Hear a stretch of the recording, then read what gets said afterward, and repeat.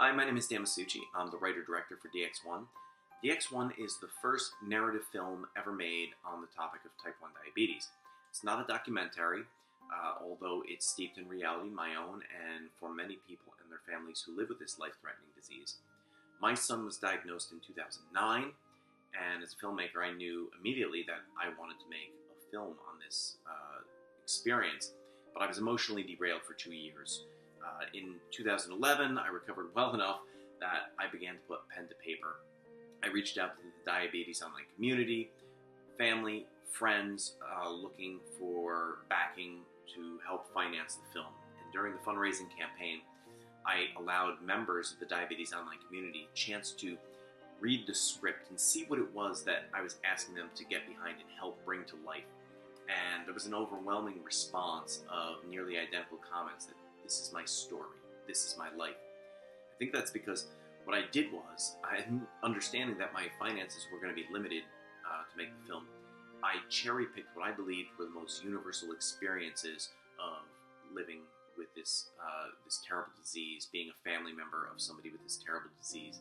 And I knew that I could have made a feature film or even a mini-series. I could have talked about raising a teen with a chronic life-threatening disease, battling our school district to provide transportation that was equivalent to his non-disabled peers, getting a 504 plan into place that met our needs, just how we spend in medical supplies yearly what a family of four will spend on a Disney vacation, getting into the emotional hardships and understanding really that you could make an entire feature film just surrounding the emotional hardships, how this is not just a physical disease but an emotional disease, and how it often accompanies type 1 diabetes, and it affects that person and it affects their family members. Throughout the film, you'll see medical supplies and prescriptions. This is in no way an endorsement to these products. We used for filming what my family's medical insurance covered at the time. This is another struggle that families face. Insurance companies changing and switching up what is and what isn't allowed, being forced to move to other products. However, I will say that our family supports and endorses any product that makes life easier for our son and for others living with type 1 diabetes. And we look forward to a time when this terrible, life-threatening disease is no more. If you like this film, please like and share it with others. Subscribe to my channel. If you'd like a physical copy of DxONE on DVD, please see the details at the end of the credits. I just want to thank you for taking time to watch this, and I truly hope you enjoy it.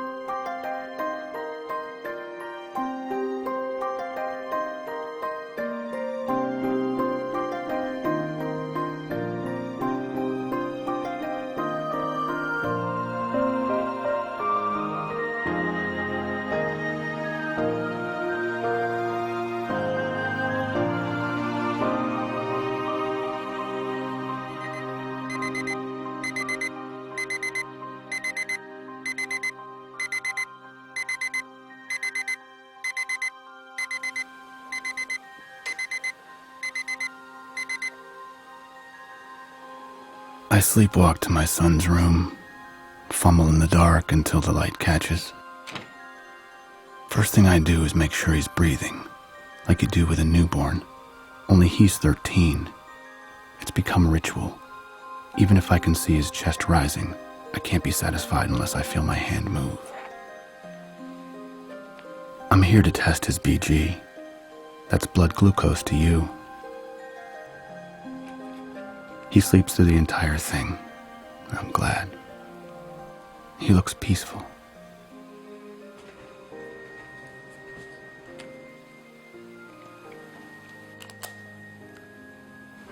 This single drop of blood tells me what his blood sugar levels are. But you never know what reading you'll get, and 10 minutes later, it could change drastically. On a good night, I test him and go back to bed. Tonight is good.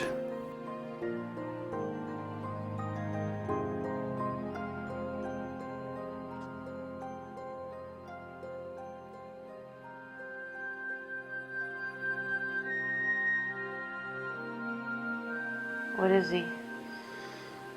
145. Even on good nights, sleep doesn't come easy. Doctors told me I could go through the night at this point, but I can't.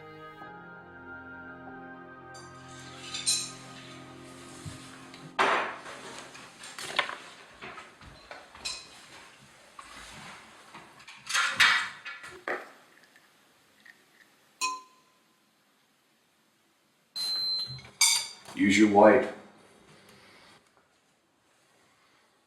What are you? A little high. 245.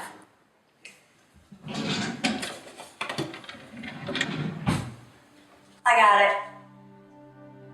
This is the only disease that I know of where the patient is completely responsible for administering their own treatment. He takes so much on for himself. I want to help him, but he needs to be able to do it. I won't always be here. It's become second nature for him. He does this as if it was the most natural thing in the world, which it isn't, of course. I don't know if I'll ever be okay with any of this. Hey, you have a history test today, so make sure you test your sugar before it. Bring a couple extra juice boxes with you. Don't roll your eyes at me. This is important. Already have 2 extra in my bag. Make sure you have extra test strips. I do. That's what you said last week and you ran out, didn't you? Hey, bye boys. It's been 2 years for me. 2 years that I've been diabetic. Hate that word. I hate it when people use it to describe me because I'm more than that. I'm not a disease, but a disease has taken shape in my life. It's invaded every aspect of what I do and how I do it. I spend a lot of time in the nurse's office, either trying to get my blood sugar down or raise it up. Drink water until I never want to see another drop. I end up missing a lot of class and trying to play catch-up with my schoolwork. Hi, Travis. Hey, did you get your homework? Thanks. Okay, I'll see you in class. Bye. There are moments in life that you never forget. The moment I heard my son's heartbeat when Susan was pregnant, and the amazing moment when Travis entered our world. I will never forget where I was and what I was doing when the first plane hit the World Trade Center. And I will never forget the day when diabetes entered our lives. I need to go to the bathroom. Again? I don't know why, but I was peeing all the time, drinking too, as much as I could. Sneak milk out of the bottle, I drank constantly from the school fountain. Tried to hide that I was using the bathroom so much. I don't know why I felt nervous about it, just did. I knew that something was wrong and thought that if I ignored it, I wouldn't have to know what it was. At my age, I expect to make midnight trips to the bathroom. But after spending a week passing Travis in the middle of the night, I began to wonder. He looked like he was getting thinner, but I had no idea until later that he lost more than 10 pounds in 1 week. We took Travis in sooner rather than later. We were lucky. Some kids end up in the ER after going weeks or longer without being diagnosed, and their organs can be damaged.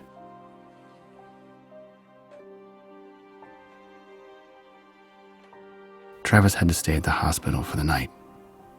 They tested him each hour on the hour, monitoring him. That was the longest night of my life. We were given a 3-hour tour, a whirlwind of information to show us how to care for our son, how to treat him for this disease after we left the hospital. We were given so much information and so little at the same time that there was no way to process even half of what the educator said, or question the half he didn't say. We were told we needed to become nurses, mathematicians, nutritionists, and pharmacists, and we had to do it immediately. We focused on what would be most important up front and prayed that the rest would come. My wife spent 3 days in the hospital for a normal delivery when Travis was born, recovering and learning how to care for a newborn. But we left before 24 hours had passed with a bag of supplies and a handful of prescriptions. 3 hours was all the education we received, but it felt like we could take a lifetime and still not understand it. We felt overwhelmed, unprepared, and we were still in shock. Part of the magic of childhood is believing that your parents can make everything better, but there was nothing we could do. No force on earth could make his pancreas work again. We've always been able to help him, but now we couldn't fix him. Couldn't make this go away. And he knew it. A lot of people I meet don't know the difference between type 1 and type 2. They think that if you eat right and exercise, you won't get it.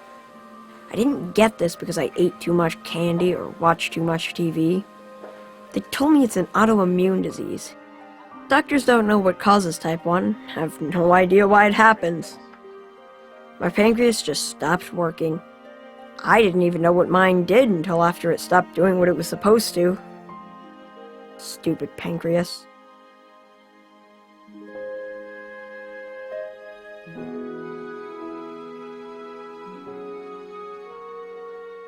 Type 1 comes out of nowhere and there is nothing you can do to prevent it. It's an uninvited guest that won't leave and it doesn't get better. It doesn't go away, no matter how you change your lifestyle. You hear a lot of people say things like, "Hey, with everything out there today, a kid could catch. At least it's not fatal, right?" They mean well, but they don't understand that this can be fatal and a list of complications can keep you up at night. You hear a lot of things that drive you crazy. Oh, in nature, there is a cure for everything. Have you tried holistic remedies? I'm doing meditation. I started doing it, doing breathing, all of the good energy in, all of the bad energy out. It kickstart his pancreas. He'll be back to good. So she tells me, like she does every time I see her. My friend has a daughter who also has type 1 diabetes, and she actually got married and has children. Ooh, magical. You have to keep a sense of humor about this because there are times when it isn't funny at all. Dad, I feel low. Sometimes I think my dad doesn't sleep. He's just waiting in bed in case I need him.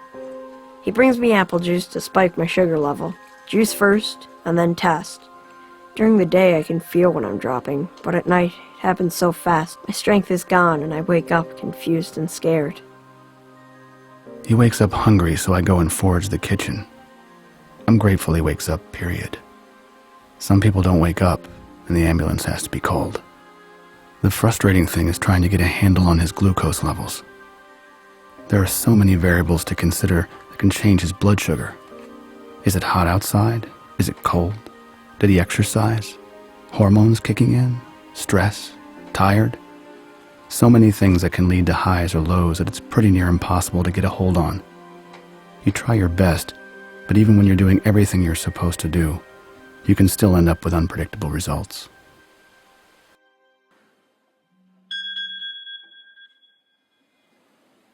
Hello? Little high? How high? What's your PG? 385. What did you eat? And chocolate milk?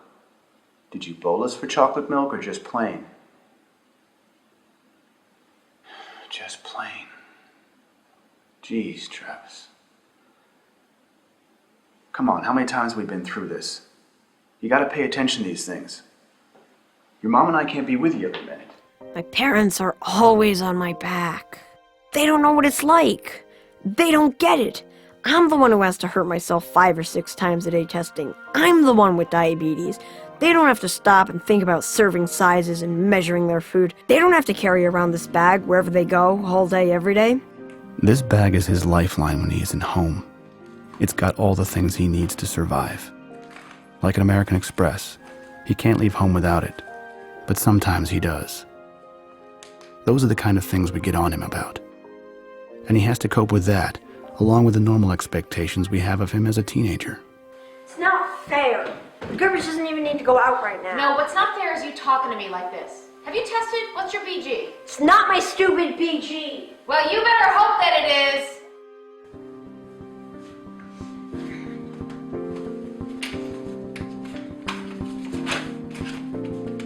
Before the Omnipod, I had to give myself a shot every time I ate anything with a carb in it. That's a shot when you want crackers, a shot when you want a sandwich, a shot when you want some milk, a shot when you want anything with carbs in it. Felt like a human pincushion sticking myself 40 to 50 times a week. Now, I just have to switch out my pod every 3 days. But whether you give yourself shots or attach a pump, you do it in the same spots, so you have to make sure there isn't any scar tissue from using those places over and over. If there is, you can't use that spot anymore. I don't like putting it on my stomach, so I use my arms and my legs and my butt. It's loads of fun. In case you missed it, that was sarcasm. I hate this disease. I hate it for him. I hate knowing that it will be with him forever. That type 1 doesn't get better. I pray that science can help improve how it's dealt with, that technology can move as fast as phones and computers do. But I worry that it isn't a priority. Worry. I worry on a daily basis. I worry about things that other parents don't have to think about, like when he stays over at a friend's house, or even just goes for a walk. When I leave the house with my 3-year-old, I don't like to go far, and if I forget my phone, I worry the whole time that Travis might be trying to reach me, and I worry about Jack. Will he get this disease too? If he drinks a lot or pees a lot, I get scared. These are the things that keep me up at night, and when you think I don't have anything left to worry about, I worry about when he lives on his own. Will he take care of himself? Will he have someone to help him if he needs it? Will he have a job with insurance that covers all of the expenses we pay now?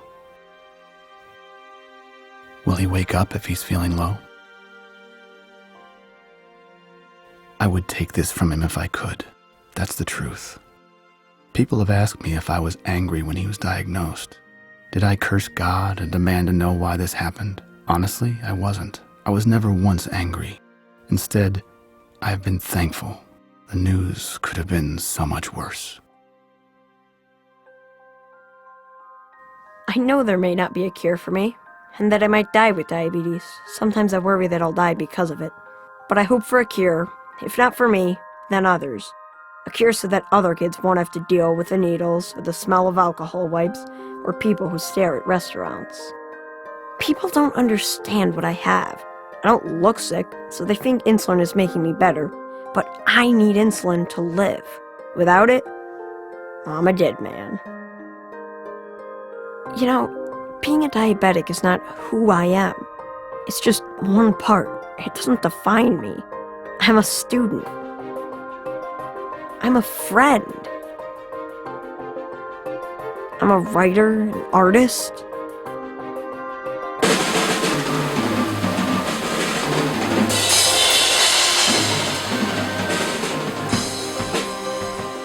I'm a drummer. I'm a son, and I'm a brother. I'm Travis, and I have type 1 diabetes. Diabetes takes so much, but if there is one good thing he's learned, I hope that it is the resilience to face what life throws at you, and the strength to meet those challenges head on. I hope that he grows into a good man who knows who he is, and that he doesn't settle for less in life. I hope that he's able to do something that he truly loves and follows his dreams to wherever they lead. And I hope that those dreams come true. I hope that he lives a long, long life, and it is filled with all things good. In the end, I just want the things for him that most parents want for their children. I hope.